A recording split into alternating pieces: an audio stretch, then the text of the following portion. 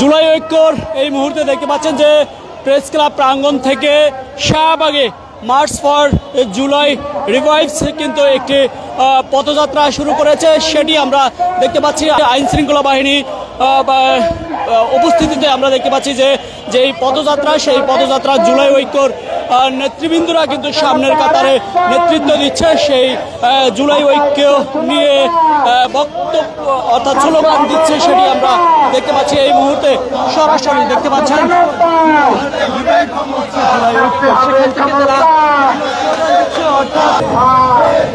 আপনারা দেখতেছেন জুলাই আগস্টে যারা নেতৃত্ব দিয়েছে এবং এই মুহূর্তে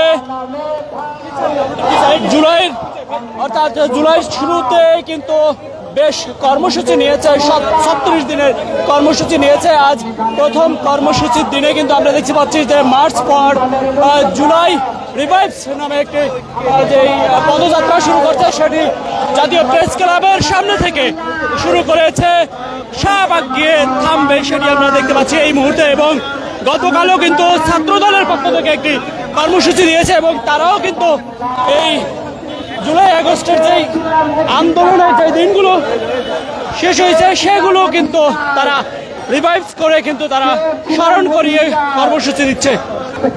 মার্চ ফর জুলাই রিভাইভস এর যে আয়োজন করেছে সেই আয়োজনটি জুলাই ঐক্যর পক্ষ থেকে আয়োজন করেছে এবং জাতীয় প্রেস ক্লাব প্রাঙ্গণ থেকে কিন্তু তারা রওনা দিয়েছে এবং শাহবাগে গিয়ে এটি থামবে।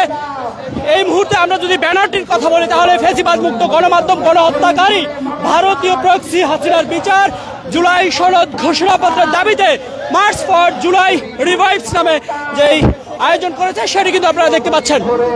এবং আমরা দেখতে পাচ্ছি আইন শৃঙ্খলা বাহিনীর সদস্যরা অর্থাৎ পুলিশ সদস্যরা কিন্তু সামনে দিয়েই যাচ্ছে যাতে কোনো রকম বিশৃঙ্খলা তৈরি না হয়। সেই কারণে কিন্তু আমরা দেখছি যে আইন শৃঙ্খলা বাহিনীর সদস্যদের যে পুলিশের গাড়ি সহ কিন্তু পুলিশ সদস্যরাও তাদের সামনে দিয়ে হেঁটে যাচ্ছে, সেটি আমরা দেখতে পাচ্ছি। এবং জুলাই ঐক্যর যে আয়োজনে এই মুহূর্তে যেই বিক্ষোভ মিছিলটি নিয়ে যাচ্ছে সেটি হচ্ছে মার্চ ফর জুলাই রিভাইভস নামে যেই 36 দিনের কর্মসূচি নিয়েছে। ইতিমধ্যে আজ প্রথম কর্মসূচি হিসেবে কিন্তু আজ যাচ্ছে এবং গতকাল রাত 12টায় কিন্তু আমরা দেখতে পাচ্ছি যে অর্থাৎ আজকের যেই 1 তারিখ পড়েছে সেই রাতে ছাত্র দলের পক্ষ থেকে কর্মসূচি পালন করেছে এবং তারা লাগাতার কর্মসূচি পালন করবে সেটি কিন্তু জানিয়েছে। এবং আজকের জুলাই ঐক্যর কর্মসূচিকে ঘিরে আমরা দেখছি যে আইন শৃঙ্খলা বাহিনীর সদস্যরাও কিন্তু মোতায়েন রয়েছে এবং ইতিমধ্যে প্রেস ক্লাব প্রাঙ্গণ থেকে হাইকোর্টে চলে আসছে সেটি আমরা দেখতে পাচ্ছি। এবং